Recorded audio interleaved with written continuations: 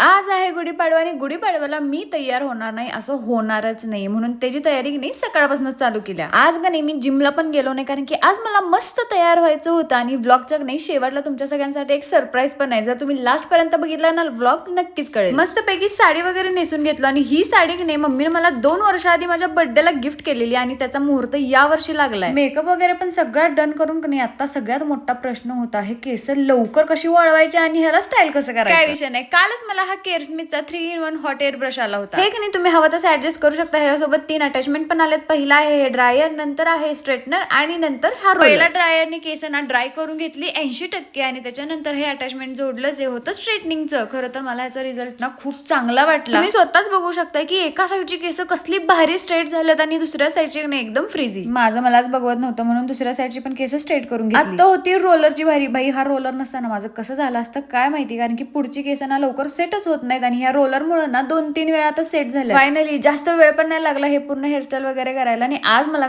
Curly hair हवे नव्हते म्हणून मी स्ट्रेटच ठेवले. If you want this product comment down for link. सगळं छान आवरून का नाही सांगलीला निघालो, कारण की आपल्या भावाने घेतली आज स्प्लेंडर. बाय द वे कुणाला स्प्लेंडर आवडते मला कॉमेंट बॉक्स मध्ये नक्की सांगा. आणि तुम्हा सगळ्यांना गुढीपाडव्याच्या आणि नवीन वर्षाच्या खूप खूप शुभेच्छा. घरी आलो आणि एवढं दमलेलो ना की कळलंच नाही की कधी झोपलो.